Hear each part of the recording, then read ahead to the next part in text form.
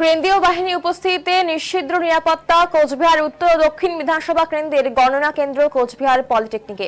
সোমবার দুপুরে রাজ্যের পাশাপাশি কোচবিহার জেলার 9টি বিধানসভা আসনে ভাগ্য নির্ধারণ হবে 98 জন প্রার্থী।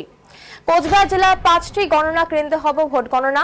কোচবিহার পলিটেকনিকে হবে কোচবিহার উত্তর এবং দক্ষিণ বিধানসভা কেন্দ্রের গণনা। দিনহাটা কলেজে হবে দিনহাটা এবং সিতাই কেন্দ্রের। তুফানগঞ্জ কলেজে হবে তুফানগঞ্জ এবং নাটাবাড়ি কেন্দ্রের গণনা। মাথাভাঙ্গা কলেজে হতে চলেছে মাথাভাঙ্গা ও শীতলকুচি বিধানসভার ভোট গণনা। মেখলিগঞ্জ হাই স্কুলে হবে মেখলিগঞ্জ কেন্দ্রের ভোট গণনা। প্রতিটি বিধানসভার গণনার জন্য 14টি টেবিল থাকবে, প্রায় 22 রাউন্ডে হবে গণনা। রবিবার চলছে চূড়ান্ত প্রস্তুতি। প্রচুর পরিমাণে কেন্দ্রীয় বাহিনী এবং প্রচুর পুলিশ মোতায়েন করা হয়েছে এই গণনা কেন্দ্রগুলিতে। নিশ্চিদ্র নিরাপত্তায় মুড়ে ফেলা হয়েছে এই গণনা কেন্দ্রগুলি।